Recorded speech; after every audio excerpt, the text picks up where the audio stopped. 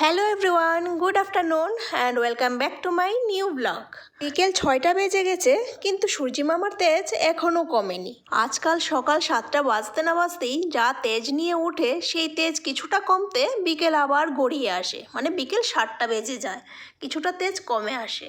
এখন টেম্পারেচার চলছে 46, আর মনে হচ্ছে এই টেম্পারেচারে আমরা শুকিয়ে পাপড় হয়ে যাচ্ছি।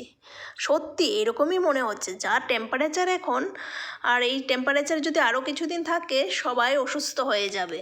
যাই হোক, বিকালের কাজকর্ম শুরু করে দিয়েছি, আর এখন এই বারান্দাটা একটু ঝাড়ু দিয়ে নিলাম, কারণ হাওয়াতে না প্রচণ্ড ধুলোবালি হয়ে থাকে।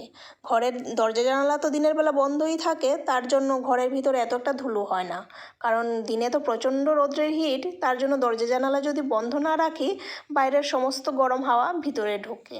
আর বিকালের দিকে যখন রোদ চলে যায় তখন আবার সমস্ত দরজা জানালা খুলে দিই, একটু যাতে ঠান্ডা হাওয়া ঘরের ভিতরে ঢোকে।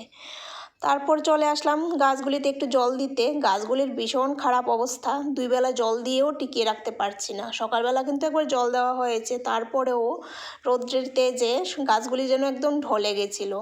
আর এখন আবার জল দিয়েছি, আবার একটু পরে তাজা হয়ে উঠবে, তারপর আবার সকালে দিতে হবে জল। এইদিকে বর্মশাইও অফিস থেকে চলে এসেছে, আর আসার সময় কিছু ফটো কালকে দিয়ে এসেছিল দোকানে বাঁধানোর জন্য, তো সেগুলি আজকে নিয়ে আসলো। আর এখন আমি খুলে দেখছি যে ফটোগুলি ঠিকঠাক আছে কি না। আর এই ফটোগুলি না কয়েক বছর আগের পুরনো, কাশ্মীরে আর জয়পুরে যখন ঘুরতে গেছিলাম তখনকার সময়ের তোলা ছবি। এতদিন ধরে যে ঘরে পড়ে রয়েছিল, বাঁধানোর কথা আর মনেই ছিল না। আর এবার শিফটিংয়ের সময় সেই ফটোগুলি সব বের হয়েছে, তো ভাবলাম যেহেতু ফটোগুলি খুঁজে পেয়েছি আর দেরি না করে ফটোগুলি বাঁধিয়ে নিই। পুরনো স্মৃতি বাঁধিয়ে রাখলে ফটোগুলি অনেক দিন ভালো থাকবে, তাই না? তো সেই মতোই ফটোগুলি সব বাঁধিয়ে নিয়ে এসেছে, আর এসেই লেগে পড়েছে ফটোগুলি ওয়ালে সাজিয়ে রাখার জন্য। কিছু ফটো লাগানো হয়েছে ড্রয়িং রুমে, আর কিছু লাগানো হয়েছে বেডরুমে। এখানে বেশিরভাগ ফটোই পুরনো, শুধু 2টো ফটো আছে এখানে নতুন।